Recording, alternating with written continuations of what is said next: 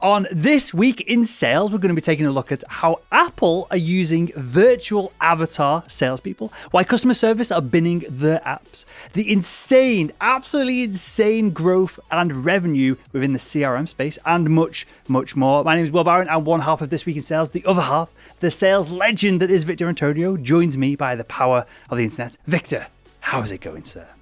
Man, it is going good, Will. I don't know if I told you, but yesterday I celebrated my birthday. And so I will not tell. Thank you very much. I will not tell you my age, but I will say that it's 2 digits. That's as far as I want to go. It's in the 2-digit range. It's good. It's not in the 3-digit range. Genuinely, Victor, right? Yes, I'm not going to do it on air. I'm saying that before I say it. I would find difficulty putting an age on you because I think you probably look younger and you definitely act younger than what you actually are. And honestly, I think I would genuinely hesitate to put an age on you. Let me flip this, and I'll do this in a polite way. How old do you think I am, Victor? You're probably about 38. I'm 34. Okay, I got 4. It's the beard, man. The beard throws you off because I've seen your picture. I was trying to reflect real quick with the beard, without the beard, because I've seen the interview we did like 3-4 years ago, and you had no beard, and you look like a baby. Do you know what I mean? Sure. So the beard does add some age to you. It does. So if you wanted that more mature look, yes, the Will Barron mature look, then you got it. I don't know about mature. Yeah, okay. There's probably other things to go out with this. I've got a new thing that I want to add to the beginning of each of these episodes, Victor, and I want you to tell me if you think these are true or false, right? Today, as we record, it is, true or false, Victor, it is National Dress Up Your Pet Day. True. Victor, true or false, is today National Hot Pastrami Sandwich Day? Probably true as well. It's true, yeah. I've not got one that's negative. I'll throw a red herring in there next week for us. But yeah, it is National Dress Up Your Pet Day and National Hot Pastrami Sandwich Day. Who comes up with these things? I don't know. It's like when people assign things a day. I'm even madder at people who assign things a whole month. Like this is I think January is also now. And I guess they're coinciding because they ran out of months. Now it's Personal Development Month. That kind of makes sense, though. January, it's all a new year, new me. Everyone's flogging weight loss books and products that are not going to be used within the next 3 or 4 days from this point. So that kind of makes sense. But do we need a national day for sandwiches? I'm not sure if we do. For each individual sandwich, I'm not sure we do. I hate to start out this show like this, but I'm going to have to go here. Why would somebody flog their health wellness books? I mean, why would you flog it to be better? How do you use the word flog? Flog is like beating, flog beating as in selling to someone who doesn't want to be sold. A used car salesperson would flog you a car, but not literally flogging with a whip of some sort. I just want to clarify. There's nothing kinky in this. There's nothing kinky in my example there, Victor. You're pulling it in that direction, mate. Yeah. What's that one saying? Get your mind out of the gutter so mine can slide on by. Right, well, with that, we better get to some sales news here. And I thought this was incredible. So I don't know if you've looked into this, Victor, and this is relatively new out in the last past few days. And it's just a patent, but clearly to patent something, there's got to be something behind it. So I'm quoting here from patentlyapple.com, who seemingly has a whole business and blog around rummaging through Apple patents. An Apple patent envisages a completely new virtual store experience with avatar salespeople that can make presentations about products and more. Victor. Let me stop you. First of all, let me stop you right here because you're confusing my U.S. audience already. Will by patent means patents. Here in the U.S., that's what he means. So we're trying to bridge the gap across the ocean, folks. That's all we're trying to do here. But yes, we're trying to correct the Americanisms here. That's what we're trying to do on this show. That's a good 13% of our content. So the U.S., to be fair, we're talking about a U.S. patent. Is that the correct term? U.S. Patent and Trademark Office published a patent application from Apple that relates to it, advancing the experience of buying devices. Basically, what Apple are trying to do is give instantaneous feedback, answer to questions, demonstrations of products, and a human connection of the in-person shopping experience, but without real people. And this is clearly brought on by both COVID and other things as well. I think Apple have been at the forefront of closing all their stores and making a big deal and getting loads of PR about it as soon as there is an outbreak of COVID in cities, rather than trying to grab those last few iPhone sales before they're forced to close. So it's probably on the back of that. But with this, Victor, let me ask you this question. Is B2c sales dead? If Apple can pull this off, as it just wiped out B2c sales? Mm-hmm. There was an engineering term I learned many years ago. It's one of my favorite engineering terms. It's asymptotic. Asymptotic. When something approaches zero but never gets to zero, right? And so I think B2C sale is on an asymptotic decline. It'll never go away, but it's moving towards zero. The whole thing about even, look at Amazon. Amazon's talking about 0 clicks. Forget the one-click buy. 0 click means they'll predict what you want. So in this CGI or CGR environment, it's like putting a virtual body on Alexa or Siri. Isn't that kind of what we're talking about? That you'll walk in, you'll be able to talk to Siri or Alexa and say, hey, here's kind of what I'm looking for. What do you think? And so is that going to be part of the process? Absolutely. The customer experience is all about reducing that friction. And this is a major step. I think it's brilliant. And by the way, I don't think this is too far off, Will. What do you think? I don't think it's far off at all. And just to carry on the post here from Patently Apple. So there's multiple elements to this. There is a complete virtual avatar solution, and then there is a avatar which is a human person that you just you're communicating with virtually. So the post says, the techniques described in Apple's patent filing cover the ability to provide real-time communications with a remote salesperson via a virtual communication session. Maybe that's going to be a new Apple term, virtual communication session, who can guide a user through the shopping experience in a CGR environment.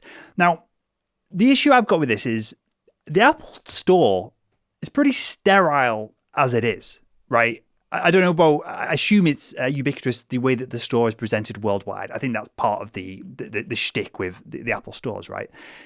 So I've only really I bought one thing from there. I've been in when other people have bought other things. I bought my MacBook from there. And the person comes over to you. There's no till. You swipe your card right in front of where you're kind of playing with the toy, essentially. And it's a cool experience. But part of that experience is a human being comes over to you and asks you questions and essentially closes the deal, as opposed to they're not really doing a real consulting session with you or anything like that. Maybe Apple have different ways of selling when you're with the Xserve servers and the higher end music production and Mac Pro stuff. You're spending 20 grand on a Mac. I probably want more than a virtual connection to discuss it. But with that said, part of the allure of it all is that someone does come to you. So I don't know how they're going to physically do this. I don't know if there's going to be a station where you walk over and there's a laptop or computer or phone that you want to buy, and then above it there's a big screen with an Apple TV attached and you're talking through the screen. That might be a little bit sterile, weird, and too Apple, if that makes sense. Maybe it would take a little bit of the magic away. Yeah, I love that phrase. It's too Apple. That's a really interesting phrase. You know what? As you were talking about this, I was thinking kiosk. Like you ever go like to McDonald's or something? They have kiosks, right? Sure. Now you notice that people still want it. Unless if there's a huge line, people will line up at the kiosk. But if there's not a huge line, they still want that human interaction. And sometimes using the kiosk is really cumbersome. Option, click, click. So that increases friction. Where it's easier, and I think I'm with you on this one, is I still want to talk to a person. So if they can get the AI to that level where it's very seamless, then if they can't do it, then I would rather just talk to a human being. So interesting direction, though. Sure. Okay, we'll move on from that. Will, can I add that maybe for some of the simpler products, like if you're just buying a phone or some accessories, that that might work. But I think if you're trying to put together, let's say, a system, by that means you're buying one of those Mac Pro towers or something, with liquid cooling, and you need somebody to really talk to, then I think that would need an individual.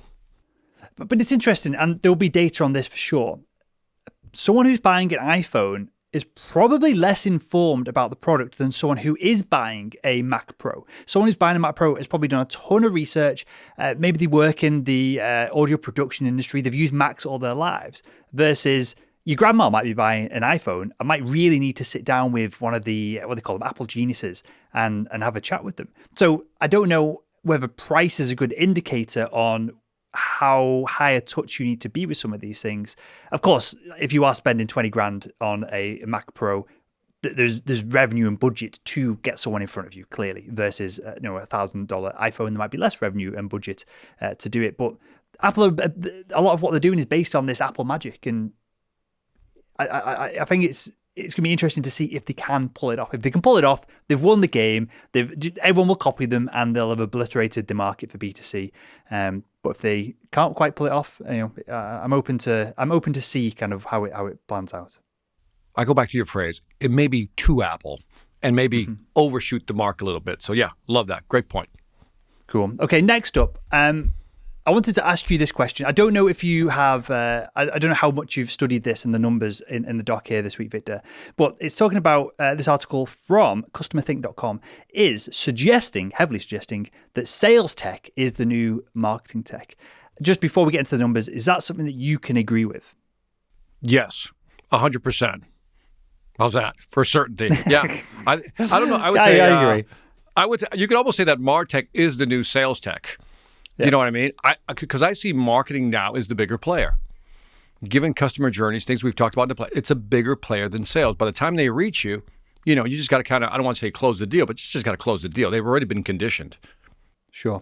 Oh, very literally, you've summed it up there. The title of this article from Customer Think is Sales tech is the new martech, and it's supercharging both professions. So I pulled out a few numbers of this. I assumed you'd be going down the route of sales tech is the new martech here. But just some numbers for any of the audience who are unsold on this idea. Outreach has hit a 1.33 billion valuation last summer, so it's probably higher now still. Salesloft, which we covered last week. Sure. By the way, big shout out to Outreach and Salesloft. Let's give them credit because that's big news right there. Yeah, they're killing it. Salesloft, we discussed last week, has achieved a 1.1 billion valuation. This is a bit of a mouthful. Data from a recent 2021 revenue, operations, and customer acquisition benchmark report. I had to literally had to take a breath in the middle of that acronym there. Revealed that 28% of companies surveyed are spending $400 or more per rep per month on sales technology, sales tech. And then the final bit of evidence here to prove this point that sales tech is the new martech is Aragon Research predicts that sales engagement will be a 5.59 billion market by 2023. So, big numbers, insane huge numbers. I think you're in the wrong business. Yeah. You need to be creating some of this software rather than talking about it, I think. Good idea, man. Good idea. That's your big numbers. Those are huge numbers. They're like they're big boy numbers. So when you talk about, I don't know for this year, but the last time I looked at the sales training market, the spend, it was just under 3 billion. So people are now spending way more on software for salespeople than they are training for salespeople, and I think that flip is interesting. So maybe it suggests that. Maybe it suggests Victor. I'll say it again. I'll say it slow so I don't confuse myself. The global spend, I'm going to Google it in a second. The global spend last time I looked at it for sales training, B2B sales training, was about $3 billion a year.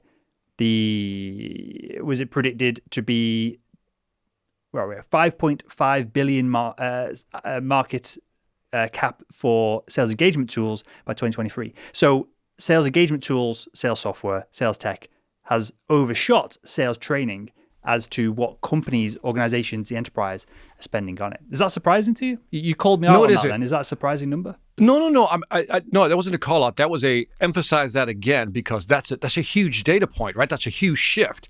And just the way you said it was well stated. So the fact that the numbers are moving in that direction, I mean, it makes sense, but I didn't realize the gap was getting that big now. It's like, holy buckets. Mm-hmm.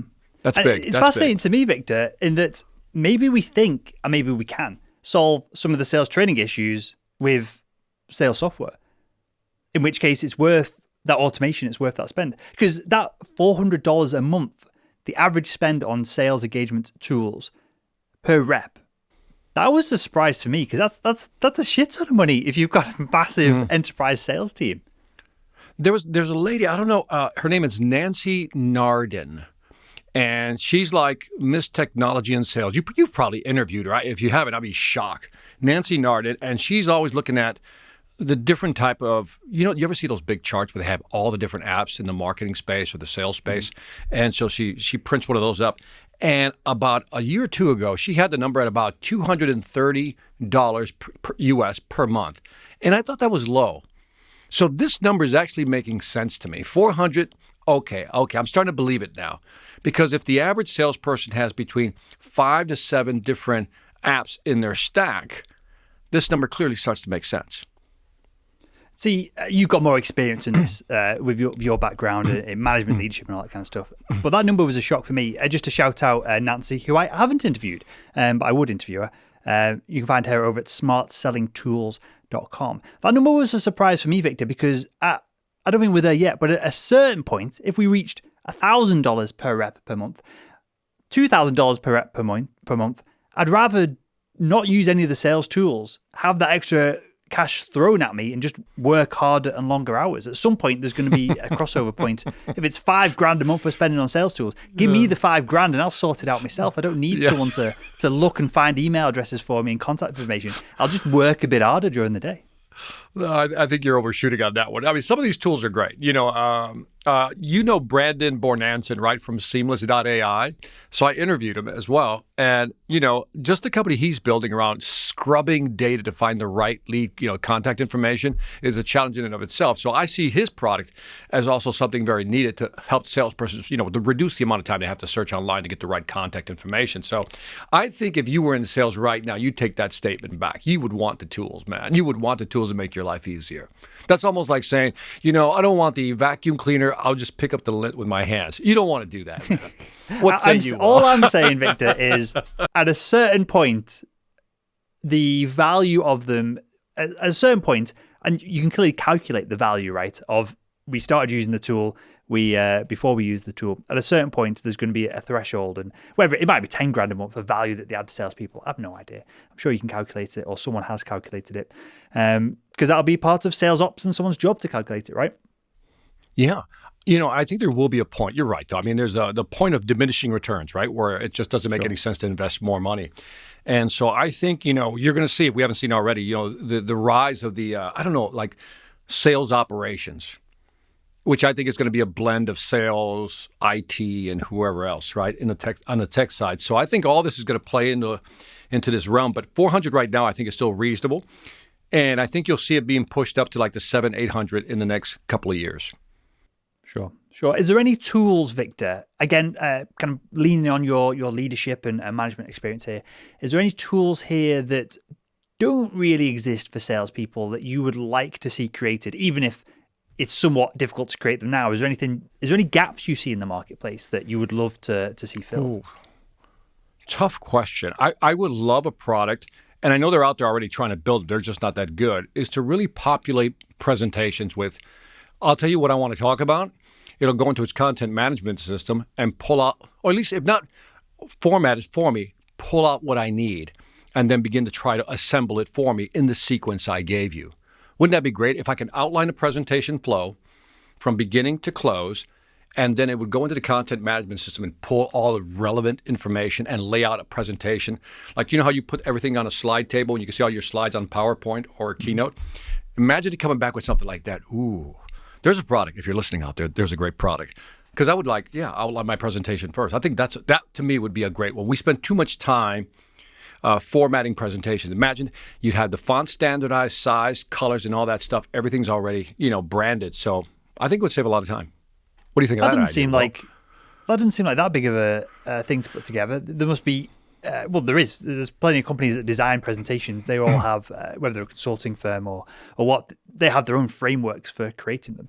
What would be interesting to add a layer onto that would be to use AI machine learning to pull data from a database for your specific presentation of, you put a customer in, it looks at the competitors in the marketplace, it looks at the companies you've worked with who are similar, and then populates some of the content within the presentation itself. Even if it could imagine doing this on stage or in a boardroom, and the numbers are updating in real time with the market as the market changes or anything that's going on like that. I think that'd be cool. That would get my attention.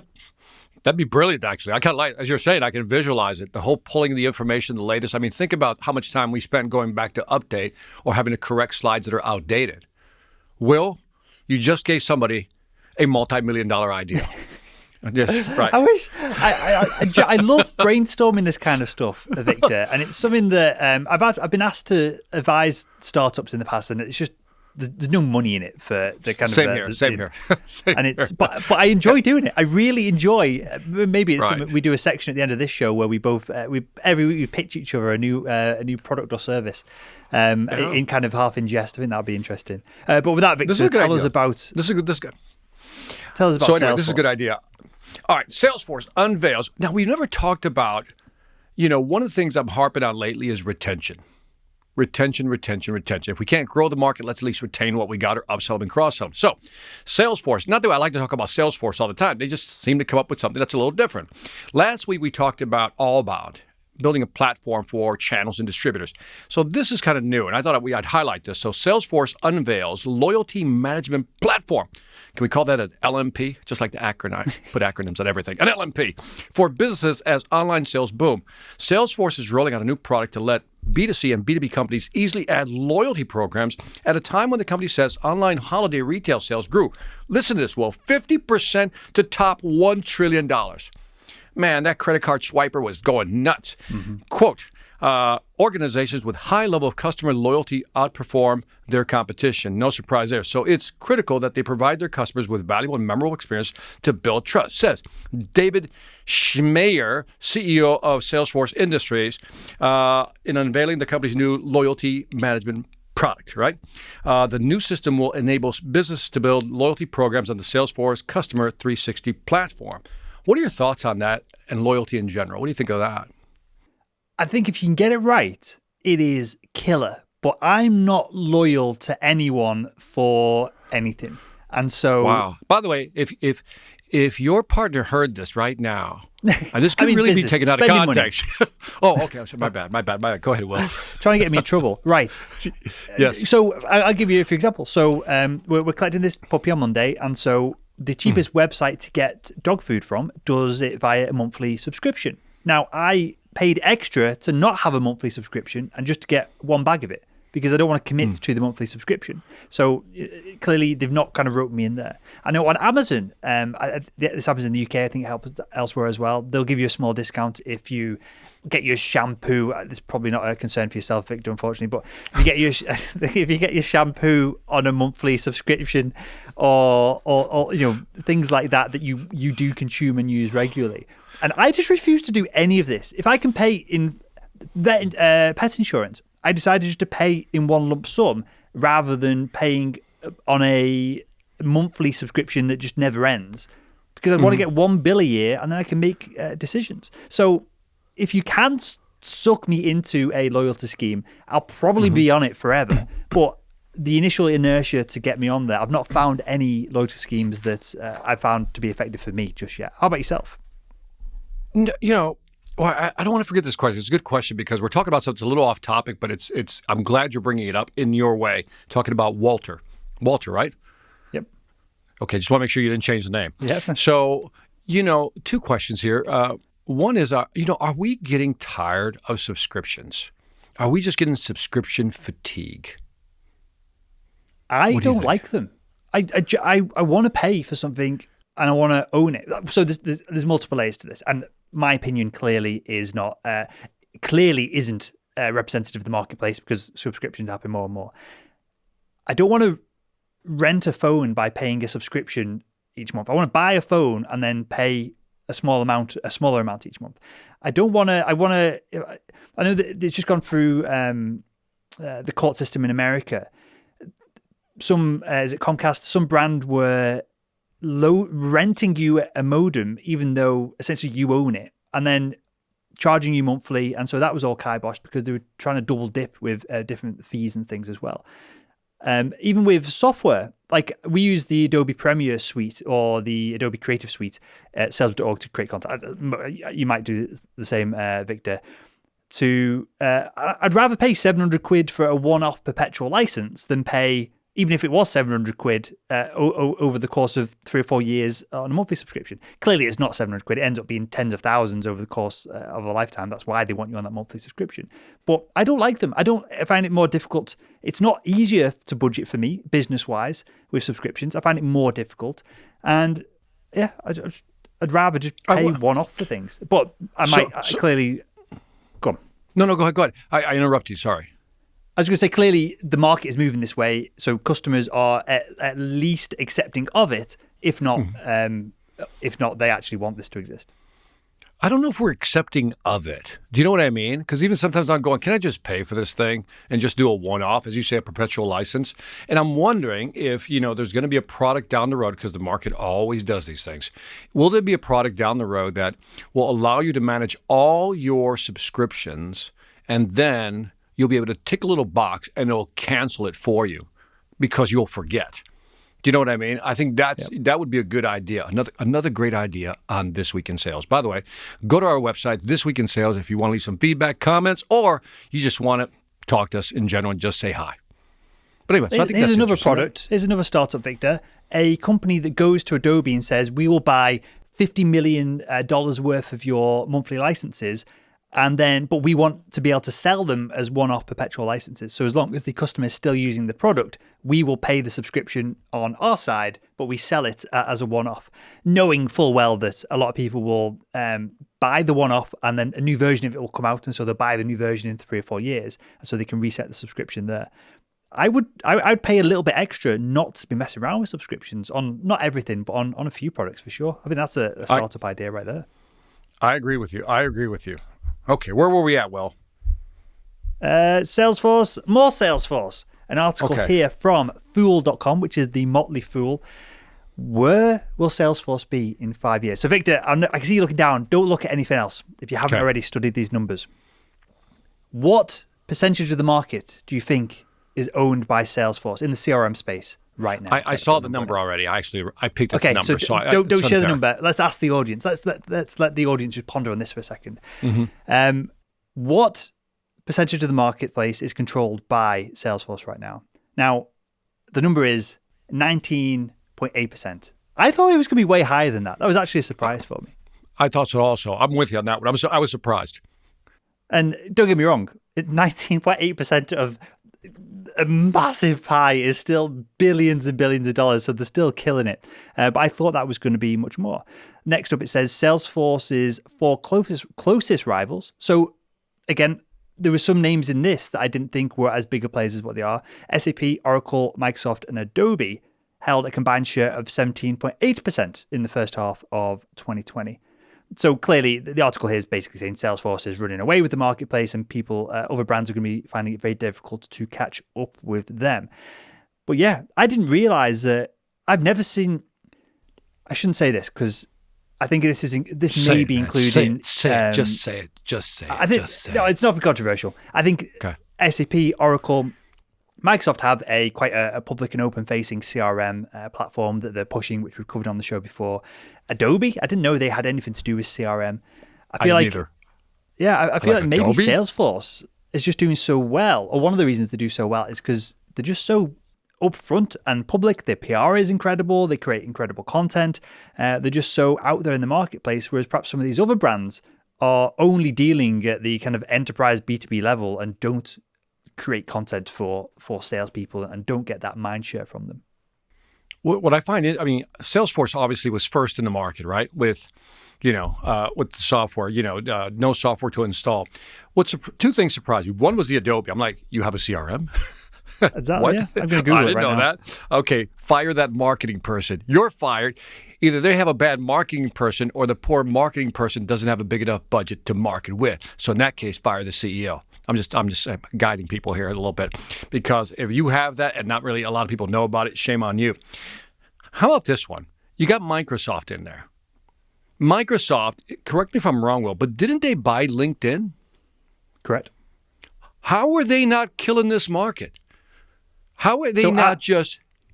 Yeah. Okay, go ahead, Will. I think they will be killing it. I'm frustrated with Microsoft. I'm frustrated. Go ahead. So I think this is coming. I think Microsoft CRM, Active 365 or whatever it's called, I think that will be turned into LinkedIn. I think LinkedIn is going to become a CRM. And I think we've touched on this before in the past. Yeah, we have. It has all the data, all the contact information. It can auto-fill. It can auto-populate. It has all the content.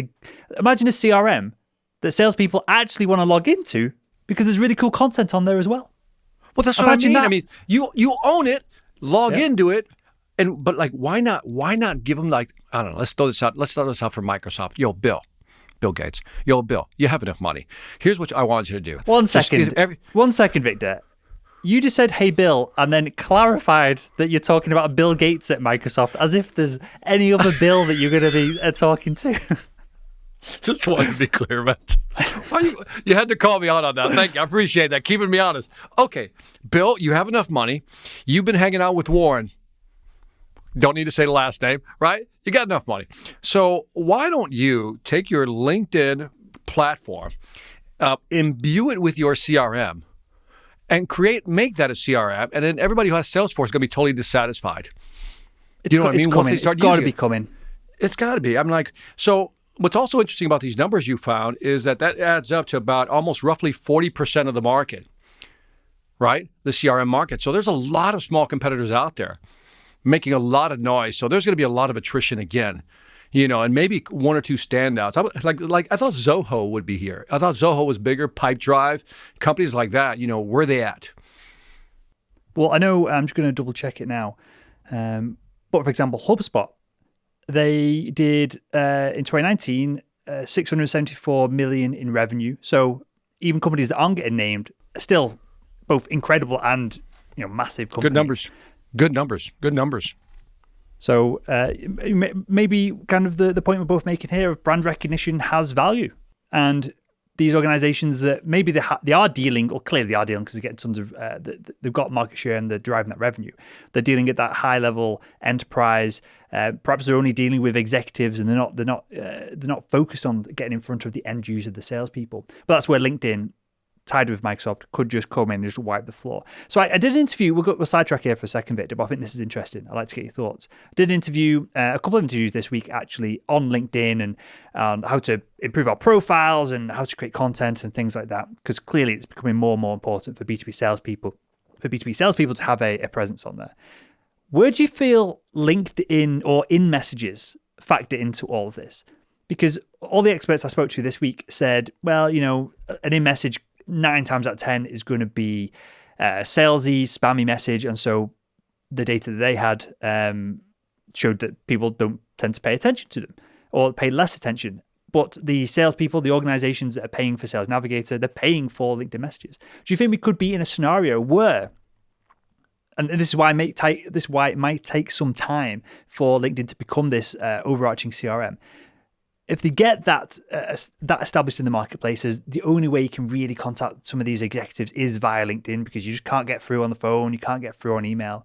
Do you think they'll be in then a position where they just drop messaging unless you're really connected, and the only way you can engage with these people on the CRM is by buying credits for InMail, and then LinkedIn hammer home these InMails. They make sure that they go into the executive's actual inbox as well as the LinkedIn inbox as well. Do you think that could be the play, where they slowly get everyone used to it, get everyone on the platform, get everyone engaging, get loads of CRM engagement, charge you for Sales Navigator plus the CRM add-in, and then just drop the ability to contact on the platform and force people to use in-messages as a premium?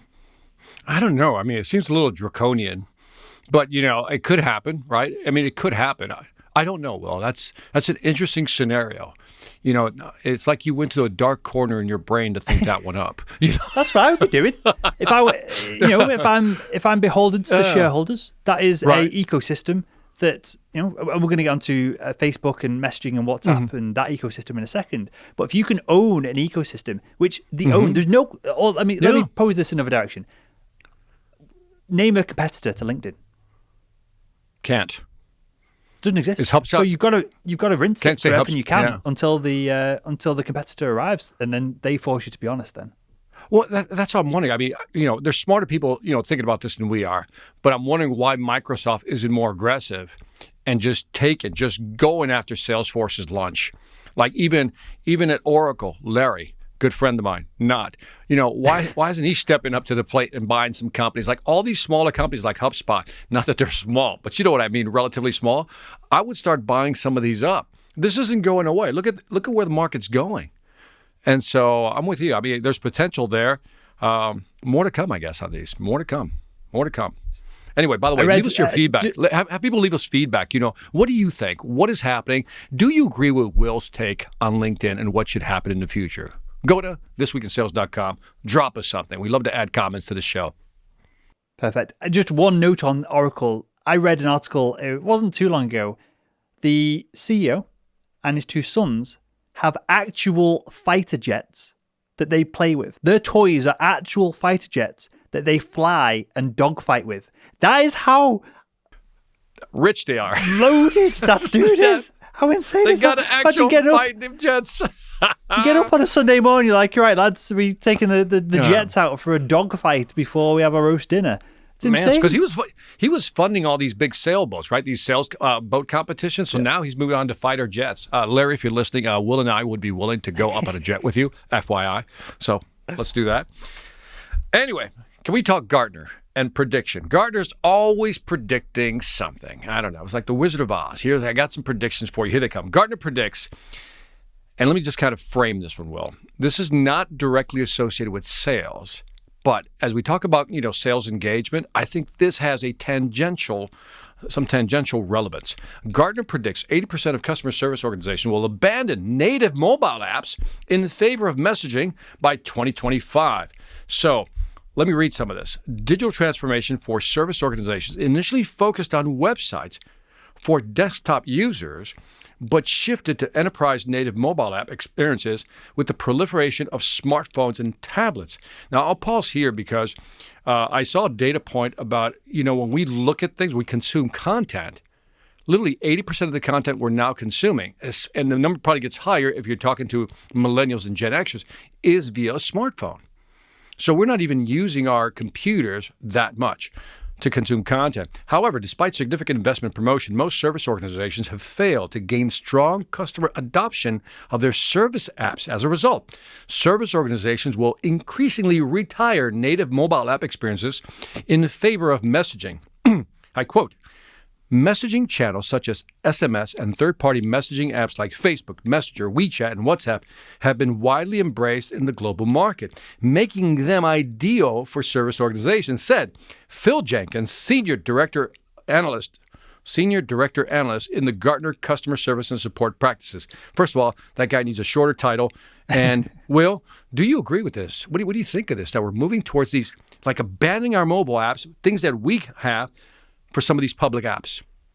I am not downloading an app to engage with a product if I don't have to. If I can, now I'll tell you a bit about Signal, and I've just moved everyone that I communicate with to Signal in a second, which is a closed messaging app that isn't spying on everything that you do and mining all your data. So I'll touch on that in a second.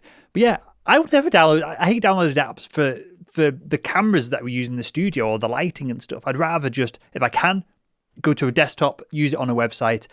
Even better, especially for physical things like this, which is kind of less customer service focused. I want a button. I want something physical to press.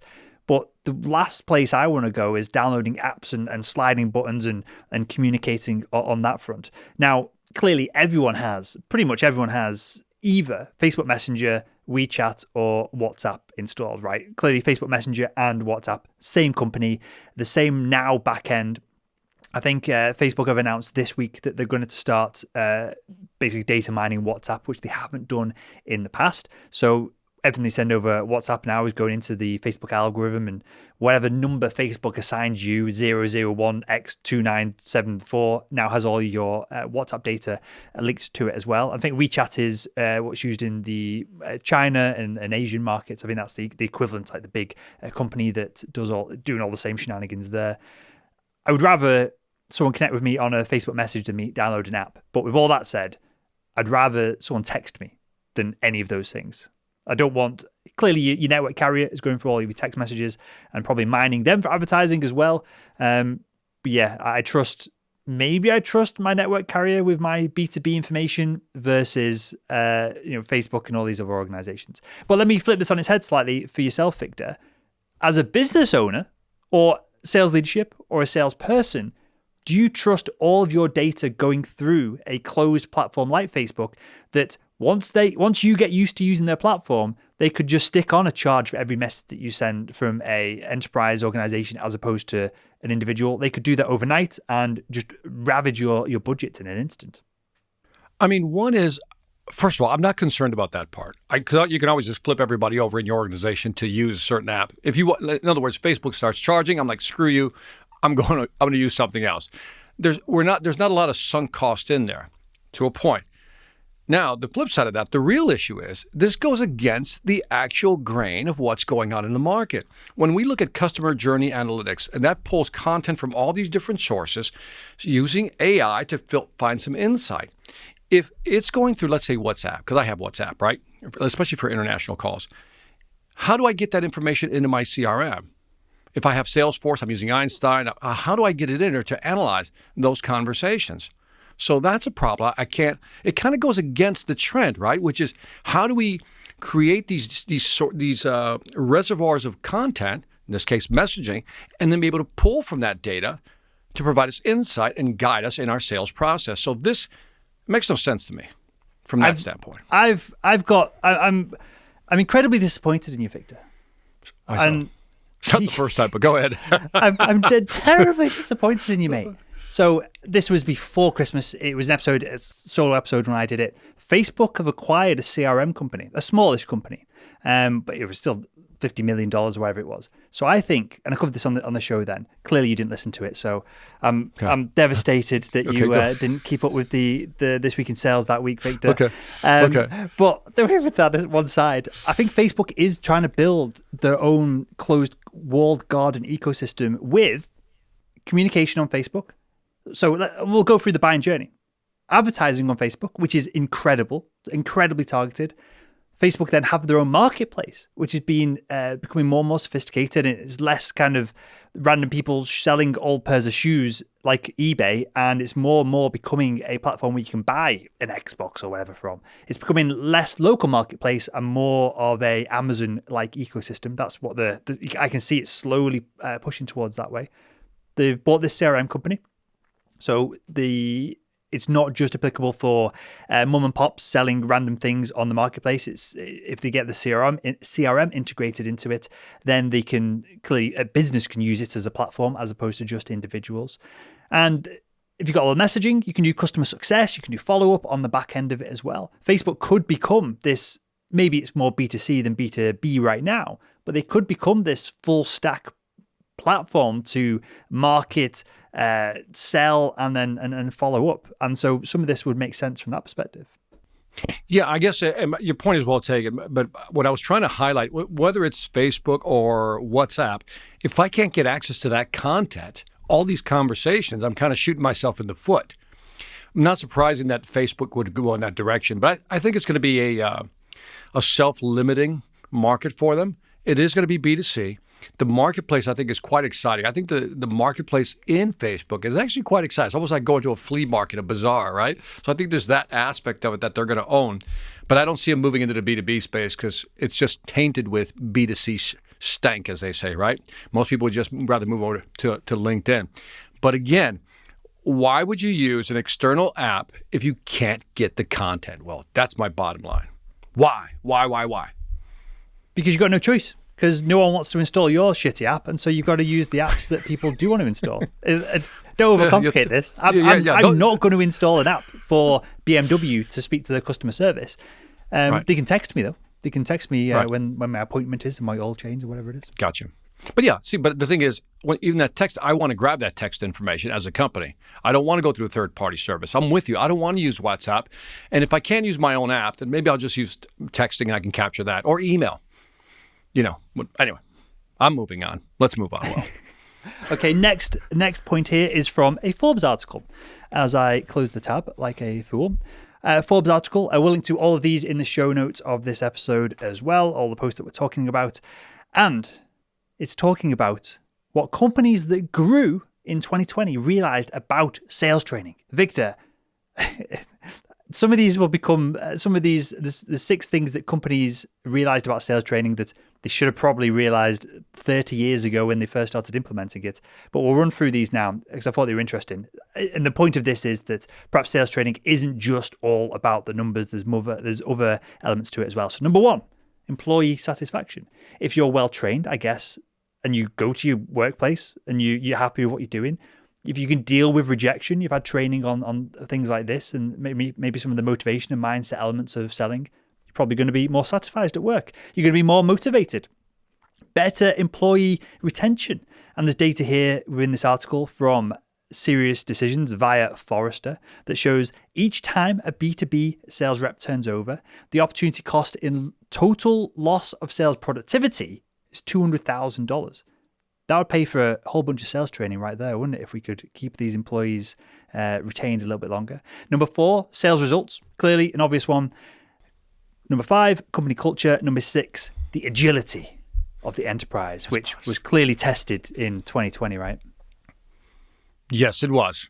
Yes, it was. So anyway, I mean, none of these are surprising, right? I mean, it's like if you have poorly trained salespeople, they're going to be not performing. Therefore, they're not going to be motivated, satisfied, and want to move on to some other opportunity that'll probably better fit them. So yes, thank you for stating the obvious, Forbes. Is it me? By the way, I'm calling Forbes out. I'm going to call Forbes out. Every time I read a Forbes article, it's like, paint is used to color. Well, thank you, Forbes. I had a hard time with that. Floor cleaner is to clean your floors. It's almost like they state the obvious. So anyway, sorry, Forbes. I'm feeling that way about Forbes. Yeah, I mean, got to get those clicks, mate. It's just like some cheap mental candy that they throw up on their websites. Correct. It's like it's hard to find some good quality content there sometimes. So, Forbes, if you listen to me, I said it. Have you ever subscribed to Forbes' actual physical magazine? No, I have not. Is it better? I have not either. But I assume that when I think about Forbes, that's the content within the magazine that is probably useful, relevant, thoroughly researched, as opposed to the clickbaity articles that are there. The worst one for me, though, Victor, is Business Insider. I was on Business Insider the other day.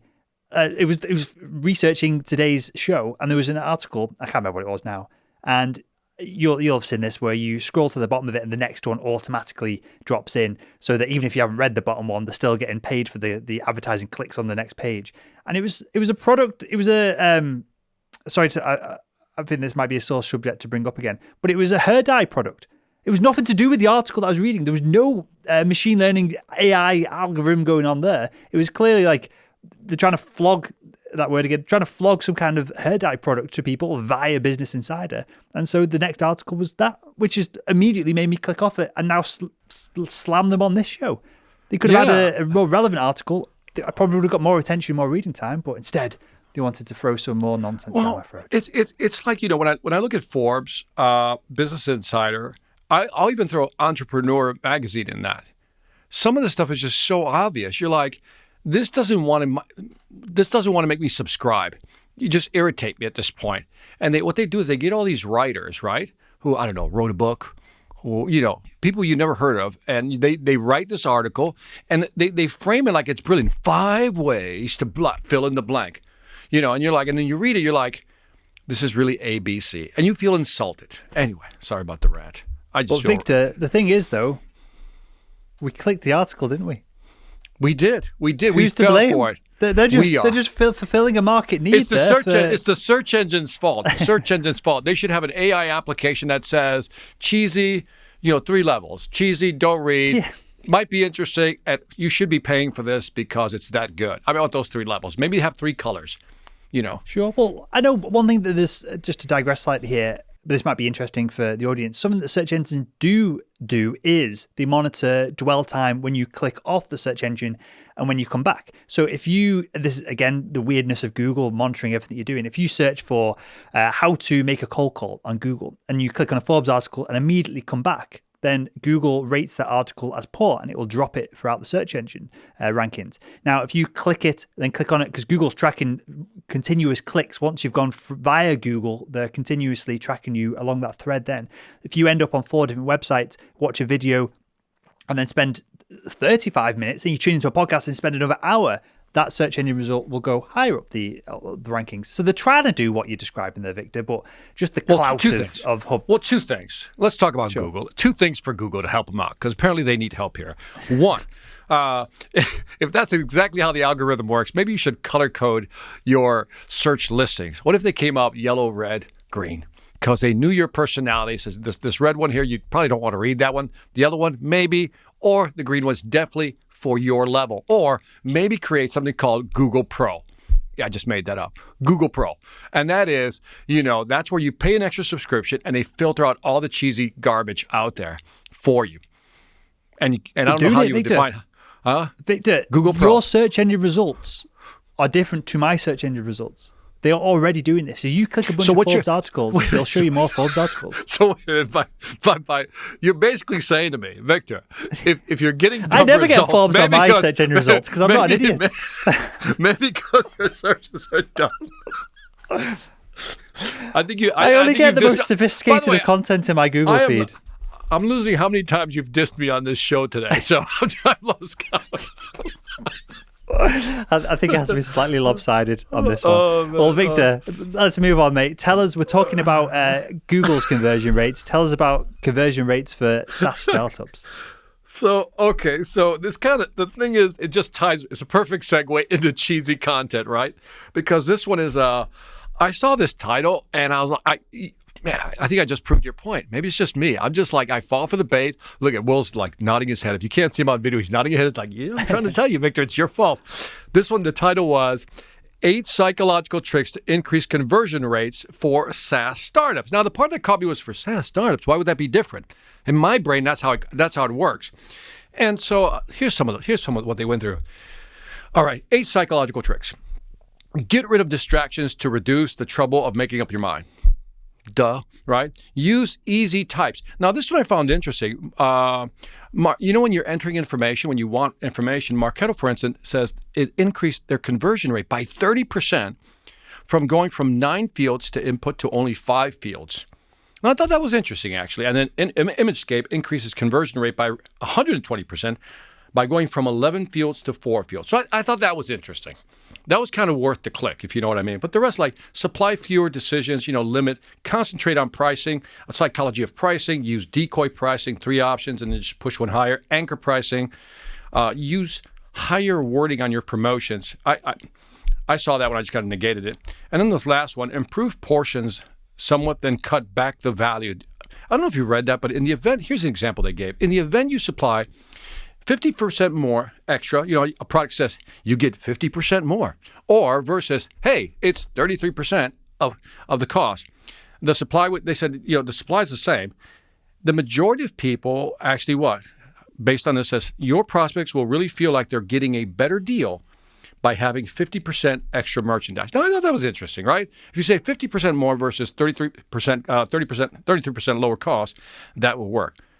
But in the end, my question to you, Will, do these psychological tricks really work?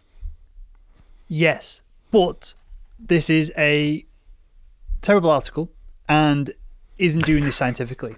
So on salesman.org, I think it's still on there, to sign up for our webinar and some of the training that we provide over there, you have to put in both your name and email address. So conversion rates, I'm butchering the numbers slightly here, but the point will be, I'll show the point with them. The conversion rates went from, say, 15% on the page to 10% by requesting your name and email address.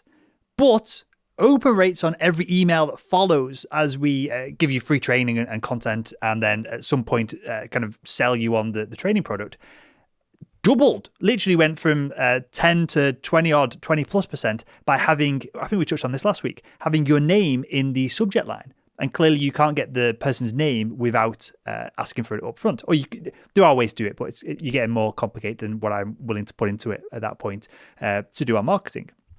So a lot of this stuff is almost irrelevant because all that matters is number of people that land on the page, also cost of acquiring those people on the page, and end conversion rate of products sold.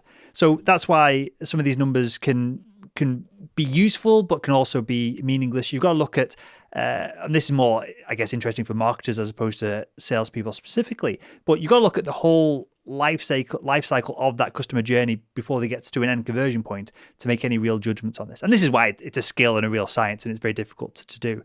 But yeah, if you think you can triple your revenue by giving the buyer less decisions on a purchase page, it's there's more to it than that. Yeah, there is. I like what you said. There's a subtlety in what you said that once people enter their email, your open rate goes up. And that makes sense, right? The rule of consistency, according to Dr. Cialdini, right? The rule of consistency is that, it's a small commitment. And because they made that small commitment, there's a little buy-in. So I buy that totally from a psychological standpoint. Want to emphasize, switching topics just a little bit, there's a book coming out called Business Made Simple. It's by a gentleman by the name of Donald Miller. Now, I want to highlight Donald Miller. I've not interviewed him. I've not talked to him, but I've consumed his information. I get his his weekly newsletter. And it's really, like highly concentrated snippets of information, and he's finally taken the next step in actually writing a book. And so I want to highlight this for people because there's a lot of cheesy stuff. I guess that's a good word for today, right? A lot of cheesy stuff out there. And his stuff I really like because, some of it is obvious, but again, it depends on, how much you know. So anyway, his book comes out January 19th. Again, the title is Business Made Simple, 60 Days to Master Leadership, Sales, Marketing, Execution, and more on paperback. January 19th, Donald Miller. Check him out. Also, check out his website. Like I said, his free content is very good. Like I said, I don't like to hate.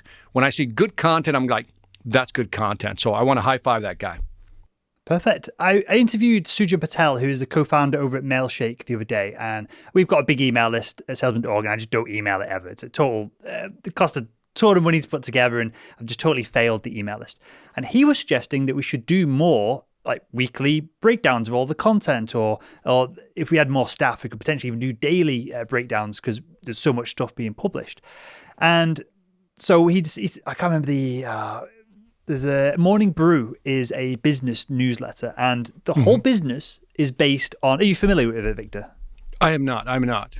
Okay, so the whole business is based around a email newsletter. So it's essentially a magazine that you get in your inbox each day. And rather than having a blog and a website like a Forbes or Business Insider, the only real way you can get access to all of the content is by subscribing with your email address, clearly for free, and then clicking the links within the email itself. And the email's massive. You could get a summary of today's business news by just subscribing there.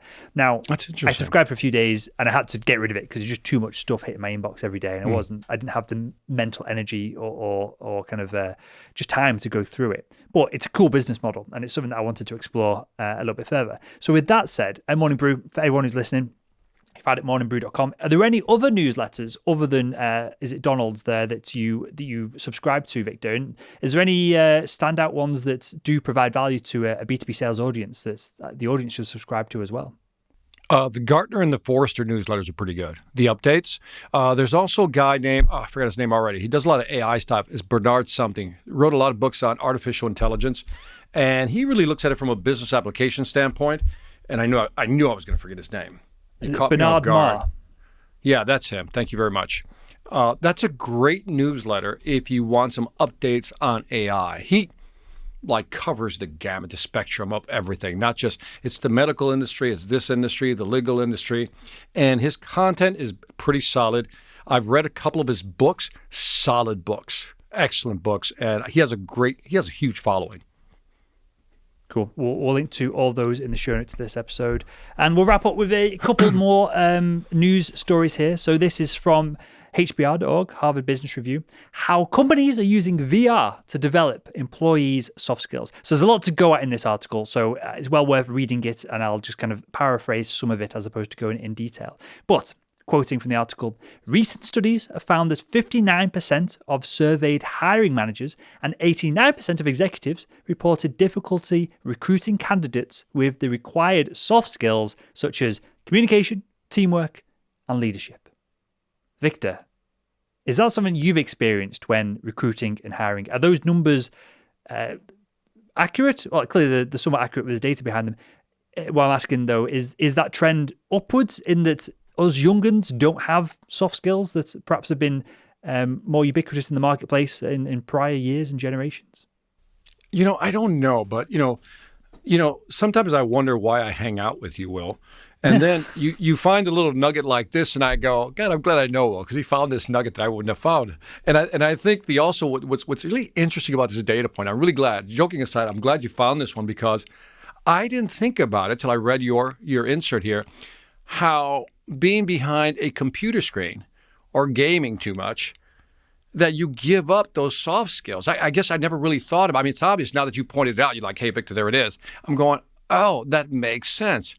Because I thought that the age of soft skills was going out the door. But you're right. If you're more behind the screen, you don't have that. I've not had to hire like young people, so I can't give you an answer on that. Well, but I assume this to be correct. Sure. Regular listeners to all of our content will be sick of me talking about dog stuff, but I'm reading tons of books about dog training and stuff at the moment. And a really important part of it, for the audience who don't know this, it's the first dog I've had. So this is why I'm so into all the training and trying to give Walter the best start I can. A lot of it talks about socialization. And it's almost the same for humans in that maybe 40 years ago, there is no PlayStation, Nintendo, Xbox, internet browser on your phone. You connect basically unlimited information for you to consume. And so you had to go and play poo sticks or, I don't know, ride your bike or something and hang out with other people. So there is an element of socialization that young people, rightly or wrongly, I'm not so concerned that this is a bad thing, but young people, myself included, in the millennial category, just aren't getting. And now imagine being 12, 13, 14, 15 in lockdown. In the UK, a lot of the schools, I think all the schools are closed right now. They're not doing exams this year, and that's all a whole mess in its own right. I think they've got reception open because there's clear studies that show, similar with dogs, at a certain age, if you're not socialized with other kids of the same age, if you don't learn to play together, it has negative effects later on. There's certain ages where it's more important than others. So I think they're keeping reception, like I don't know what you call it in the US, but kind of super young kids, they're still able to go to nursery there. So yeah, I said I'm not sure if this is a good thing or a bad thing, or it just is, but there's definitely data that kind of ties all this together, that soft skills are perhaps becoming less, I guess, kind of like less instilled in young people. Yeah, no. And by the way, let's talk about a dog a little. So my little dog, Dachshund Pebbles, my wife figured out this socialization effect early on. She says by the time they hit, I think it's like 30 days, they have to meet at least 100 people, right? Something like that. And so we took her to downtown. We got a little small downtown, and we sat outside in the cafe. And obviously, everybody who came by just wants to look at the dog, play with the dog. And so now the dog is completely socialized. No weird barking, because that's a sign of the dog has been socialized and not afraid of people. So I like that. But in this case, I think it's really interesting. Well, like I said, you really highlighted for something for me. When I read this, I was like, yeah, you're right. They don't have the soft skills. And so, what's going to happen when they do have to talk face-to-face or even do virtual meetings like you and I, this conversation, we're doing it virtually, right? How do they handle that? So good point. And just to juxtapose that for a second, if all the buyers are not interested in having face-to-face meetings, if they all want to do text kind of deals, then none of it matters, right? And as buyers, clearly, I guess, I don't think I'm being misplaced here in saying that typically salespeople will most of the time be younger than a buyer. It's easier to get a decent sales job and to thrive in it than it takes longer to go up the corporate ladder to be able to have budget to be a buyer, right? So there's a slight discrepancy in the kind of age of these individuals. But as buyers age up into, or as millennials age up into these buying positions, maybe all this will change again and the marketplace will shift in that maybe they want to do deals over text, or they don't want to do deals over face-to-face. So there's all these subtle, social changes that can happen with it as well. Yeah. I think soft skills will always be needed. I think they'll always be needed. So that's just my opinion. Fair enough. Well, going back to this post, because we went around the houses there, Victor. Yeah. They're talking about using VR as an alternative to traditional e-learning. So using VR goggles to engage with essentially avatars. And this is what I thought was absolutely fascinating. They decided, I'm quoting here, they decided to put a pilot of a VR solution together with 340 sales reps in which the reps conducted a 30-minute role-play session with an avatar designed to simulate a C-level customer. These role plays were recorded and then shared with their representative managers, who used them to determine whether the employee should be enrolled into basic, intermediate, or advanced level further training. Now, these avatars aren't just QA. I'm quoting again. For example, if the sales rep doesn't ask enough probing questions of the customer avatar, the avatar will stop engaging with the sales rep and then start answering emails on their phone, just like a human would. So I'm incredibly intrigued as to this. Now, I imagine in real life, I'm imagining in real life, if we did the VR training bit, it's probably a lot more shitter than what they're making out to be here, and a lot more awkward and less sophisticated, if I'm being honest. But I'm willing to be proven wrong. But this is clearly the future of training of anything, right? It's scalable. It can be done at any time, at any place. The costs, once you've built that initial database of avatars and situations and scenarios, is super cheap to run. Am I right in thinking that this is the future of all training? Yeah, I think there's so many components in here, but let's just say that we can get that realism, right, through the graphical part. I mean, we've all seen these movies now, they're animations, and it looks like they're humans. You have to kind of look at it. Is that a real person or not? Is that a graphic? And on top of this, natural language processing, sentiment analysis where I can feel what you're actually saying. Imagine the machine actually being able to sense what you just said was said in anger, or what you just said was said with some insecurity. Start wrapping all this stuff up, and this is the future. But I'm with you. I think right now it's probably still a little clunky. You know what I mean? And it still needs some work. But I love the direction they're moving in. Yeah, it's absolutely fascinating. And clearly, the gaming industry is going to be a huge player in this. There's AI within games of, if you look at Grand Theft Auto, what's the one that's recently launched? Cyberpunk. I think that's been held back with tons of bugs and issues. But the AI in that it's incredible. You can go and whatever you're buying or trading, the AI will remember you and your actions at one point in the game, and then later on in the game, if you re-engage with that character, it will change the outcome of the engagements that you have later on. So that's amazing. Clearly in a $1 trillion gaming industry, a lot of this can be done and will be done before it settles down into the much smaller training industry. And I've got one this final. Before you get to the last story, but this is like exciting stuff, though. I just want to emphasize this is. We're living through exciting times when it comes to technology. So I just want to this is just incredible stuff. Yeah, and just to double down on this, if we may for a second, Apple, this is not in the notes, but Apple patented, you're making me second guess myself now, two types of AR glasses. One just look like a normal pair of glasses. They're going to be thin and stylish, and then a headset as well. And so when Apple start releasing products like this, because Apple's always last through the door with a product feature or benefit, but it's always then the best because they've had the longest to refine it, to let the market settle itself out. It's very rare that Apple come in at the forefront of a new technology. They claim that they're at the forefront of the technology, but Samsung, who else, Microsoft, all these, Google have usually come up with the technology first, and Apple refine it. So if they're getting ready to release their own hardware, it's ready for the mainstream. And right now, I don't know, anyone has like a HTC Vive or an Oculus Rift, which is owned by Facebook. They're the two main VR solutions. But when Apple bring it out, everything's going to change. And there's going to be so many, for yourself and I even, Victor, there's going to be so many startups that will pop up to allow us to do our training virtually when there's an audience that can consume it. I think that's when Apple launched that product, that is a moment of excitement that I'm looking forward to with regards to better training. I wonder where we're at on that diffusion curve. that technology diffusion curve where you start out with early adopters, crossing the chasm. Is that the book? Yeah. Well, before that, there was a guy, I forgot, who actually wrote the diffusion curve. So crossing the chasm actually, I'm not saying ripped him off, but that was somebody else's content. You basically saying that. Yeah. It's diffusion curve. Jeffrey Moore added whatever, I think something more added a nice little twist to it on crossing that chasm. It's almost like the 100th monkey effect when everything just explodes when you cross the chasm. But the diffusion curve, and I forgot the guy's name, you can look it up, but I wonder where we're at in that diffusion curve. It's called the diffusion curve of technology. It was before the guy who wrote Crossing the Chasm. Yeah, see if I'm right, because I think I'm right. See, even though you insulted me by saying that I don't look up intelligent stuff online, and that's why I get crappy research results, I think, what's the person's name? If you tell me this name, I think I'll know it. I'm not...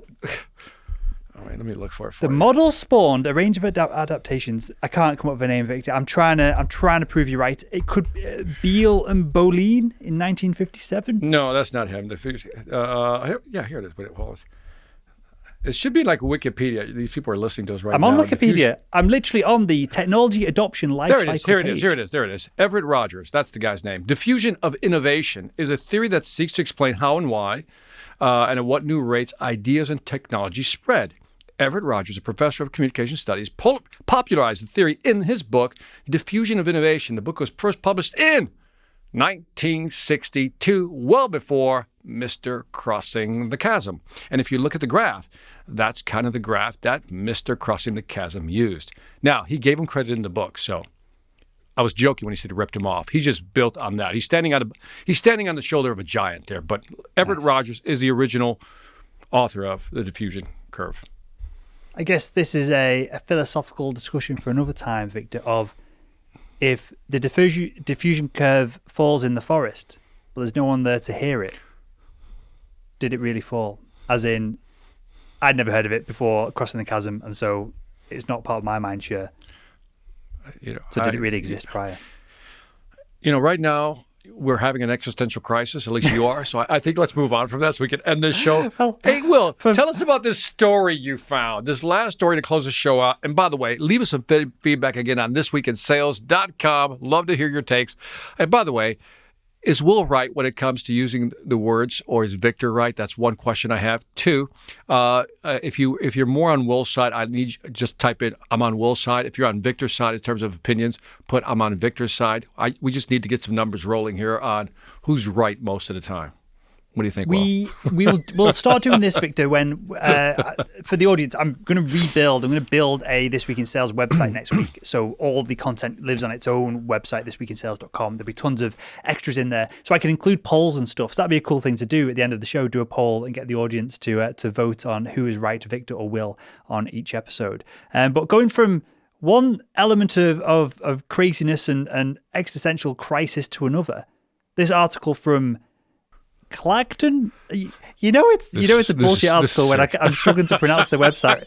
Clacton and Frindon Gazette.co.uk is entitled E-Scooter Salesman Falls Off E-Scooter Salesman fell off scooter with dog while drunk.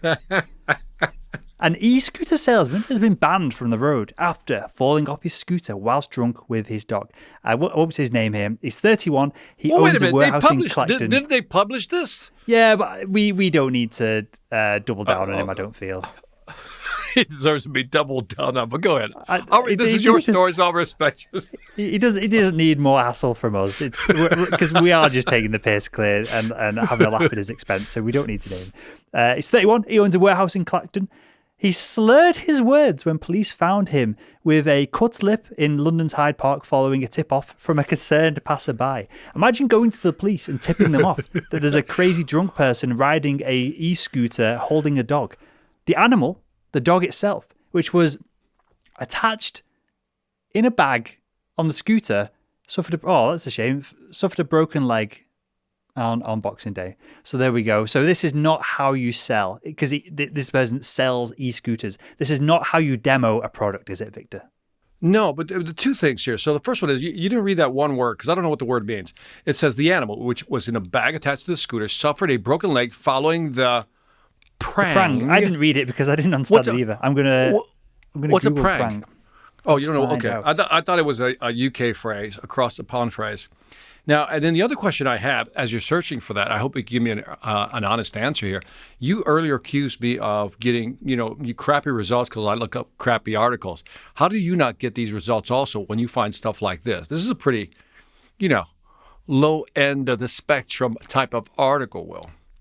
Because I went out of my way to find this. Okay. And the rest of my search results are interesting and sophisticated. You went to the deep dark. I had to push the boat out. I had to go to DuckDuckGo, another search engine that doesn't track anything you're doing, and throw it in there to find this news article. I had to really push the boat out. I got to use DuckDuckGo more, and then I'm gonna use your phrase. I had to push the boat out further.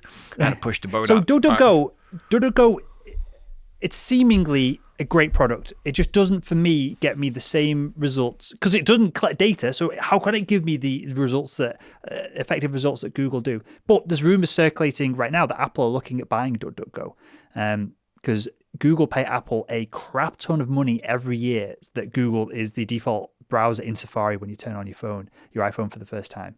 So that's perhaps a topic for another time right there. Absolutely. And All right, prang well. just means crash, car crash, a plane crash, something like that. A prang. Okay, cool. All right. Cool. Anything you want to throw in, Victor, before we wrap up for this week in sales? A reminder, tomorrow I have my virtual engagement masterclass. So if you just go to victorantonio.com, you can actually sign up there, and we'll put a discount code in the actual description below.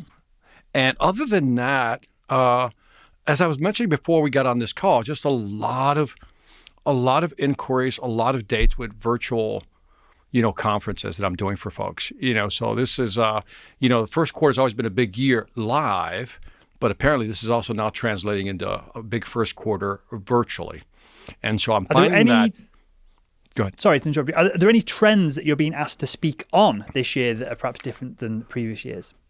Nope. A lot of them are very similar. Sales being the biggest one. And I think, well, here's something that's interesting, Will. I'm getting multiple bookings because, typically I would charge you $20,000, right, for a 1-hour keynote. And you get to hang out with me for free. Well, I mean, you need to appreciate that, first of all.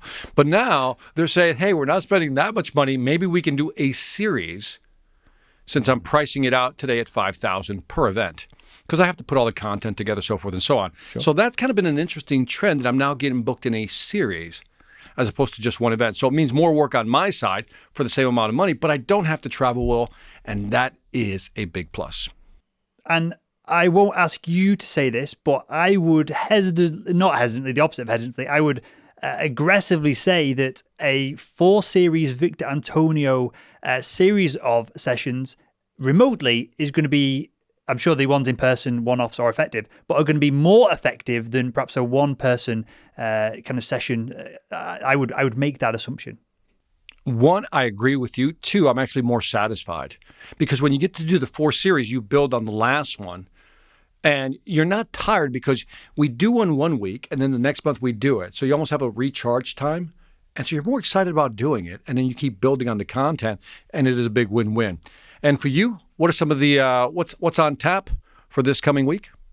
Nothing. I am literally spending this weekend. My partner is doing nights, so I get the free reign of my time without having to do any couple stuff, which is great for a change. And I'm just creating content, sharing content, and scheduling content because on Monday I pick up the puppy. So on next week's This Week in Sales, depending if he's asleep or you might just see me covered in, or you will see me covered in fur, he's a golden retriever, we'll have an extra guest to the show, which will be exciting. All right. I'm looking forward to meeting Walter, named after Breaking Bad's drug dealer. Yes. A drug dealer who's looking after his family by doing a little bit on the side, Victor. Justify all you want. So you had to go negative there, mate. You blame me for being negative. He's only doing his best for his kids. Oh, man. Always great with you, Will. You're awesome. Right. Well, with that, we'll wrap up things there. Everything that we talked about will be available in the show notes to this episode. You can ask us questions over to thisweekinsales.com. If there's any news you want us to cover, if there's anything exciting coming around the corner, if you are because there's quite a few product managers and marketing managers and directors following us now, Victor. If you are a product manager or anything of that type, and you've got any news, any new features, anything you think would be valuable for the This Week in Sales audience to hear, drop it in the contact box over at thisweekinsales.com. And with that said, my name is Will Barron. That was Victor Antonio, sales legend, and that was This Week in Sales.